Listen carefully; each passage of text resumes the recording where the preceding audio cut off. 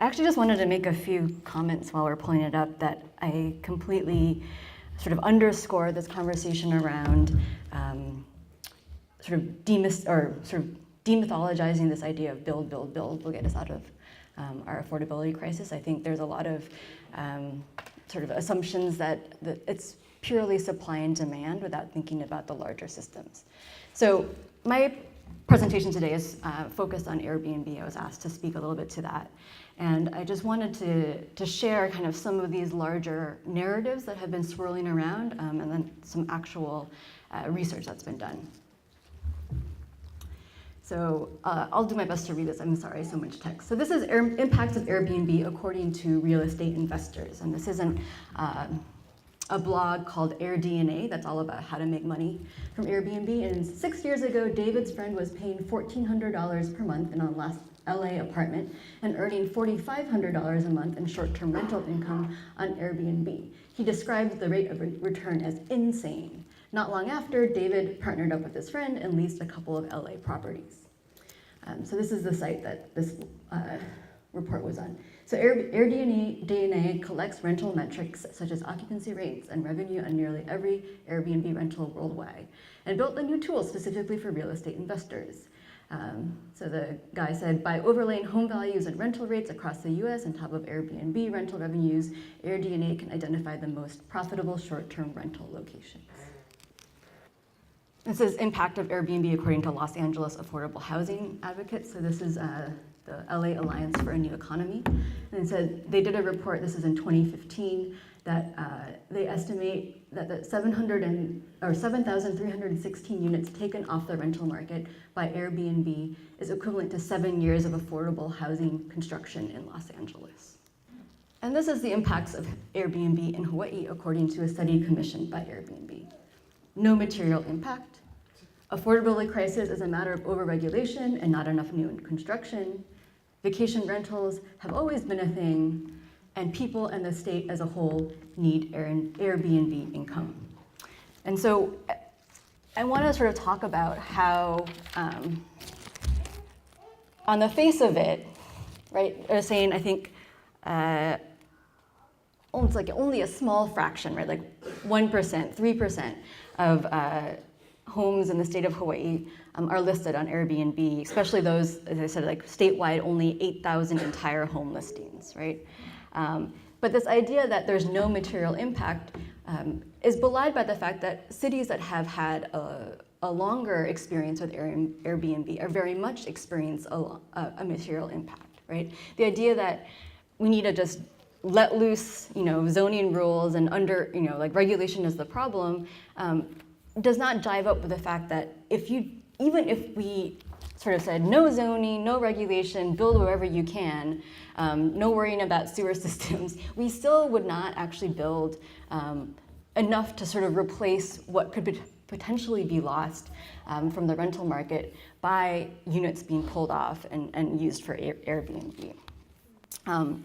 And so I think, if we think about sort of Amazon.com and how Amazon changed the logic and sort of the terrain, I guess, of retail in the United States, we can think about how that might sort of translate into how Airbnb is changing the logic and the terrain of housing markets in the US. And so, 10 years ago, people were like, oh, Amazon.com is just, it's convenient, it's not making a big deal. I still go to, my mom and pop store, no biggie. And then now we just see sort of the bankruptcies, Toys R Us, right? Like it's like over and over again, bricks and mortar retail stores are going out of business. And it's not like I haven't bought from Amazon, right? It's not like I haven't used online retail, but we think about the larger system instead of focused on our own personal convenience or that particular like momentary sort of savings, ultimately we're kind of sacrificing or like cannibalizing our own health for short-term convenience, right? And I think that's sort of a matter where we're thinking about how Airbnb, individual Airbnb hosts, right, are not demons, right? Like I've rented from Airbnb as well, though for the last 2 years I've really tried not to. But the idea that's like in that moment, you see how it makes sense. But the actual logic of it is you're changing the incentives, right? You're changing the incentives, you're changing the ease by which people can convert what was housing, right? Someone's regular rental apartment into an investment stream, like investment income. And so this is the impacts of Airbnb according to San Francisco's Comptroller's Office of Economic Analysis. Given incentives and opportunity to make more money via short-term rentals, hosts will withdraw that unit from the residential market. And then this is what they concluded from their analysis. Removing a single unit from San Francisco's housing market has an annual negative economic impact in the city of $250,000 to $300,000, exceeding the positive economic benefit from visitor spending, host income, and tax revenues. Right? And they're calculating the negative impact from what it means to actually lose housing, right? Like if someone moves out of the city because they can't afford it, right? If the city has to replace and figure out how to replace that unit by either investing more in public housing or the cost of actually subsidizing emergency housing, all these things. So this is not an advocacy group. This is the city of San Francisco saying the cost of losing a single unit, right, is $250,000 per year. So when Airbnb says, oh, individuals in the state of Hawaii need that income, right? What they're not actually talking about at the same time is what are the costs, right? What is the cost of shifting our housing market, which is already, as folks have said, really tilted in sort of towards the logic of investment and away from the logic of shelter and home, right? But what would it mean to the market and to our ability to house people if we tilted that even further? Okay.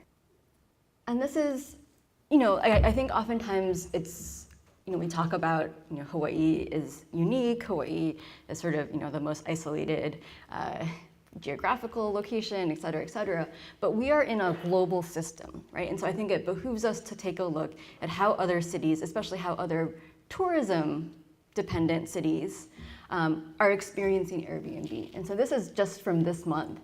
Paris, which has about 55,000 listings on Airbnb, earlier in March, the city authorities announced this month that they are mandating that any landlord, right, any host must register with the city, right, before offering lodging via Airbnb or any other platform, right? And they're saying that this is because there is a housing shortage.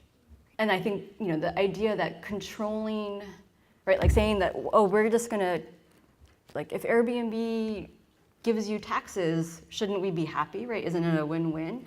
And the city of Paris, other cities, Amsterdam, Barcelona, right? Like many cities that have high tourism numbers are saying that it's not worth it, right? We need to actually sort of reconfigure and sort of rebalance the incentives and the kind of the power sort of terrain in favor of residents, in favor of rentals versus vacation.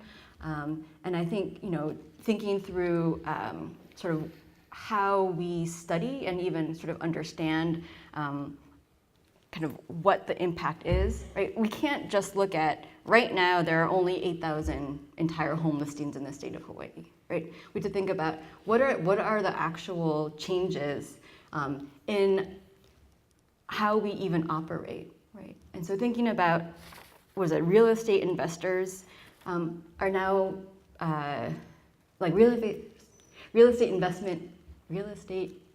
investment trusts, REITs, right, which are something that we need to deal with here in Hawaii, are now salivating, right, at the idea of Airbnb being another possible stream of income, right? So we are just pushing even further this idea that housing is a commodity, right? One last sort of aside on data, this is the New York City's entire home listings on Airbnb, and right before Airbnb released its own report on how only, and it's like, what is it, or a little over 10% in November 2015, our entire home listings in the New York City. That's because 2 weeks earlier, they had purged their own listings, which had shown 18.6% of New York City's Airbnb listings were actually entire homes, right? So even thinking about, in terms of legislation, are we actually going to get real data, right? Or are we going to get sort of manipulated data that shows the story that other folks want us to see? Thank you.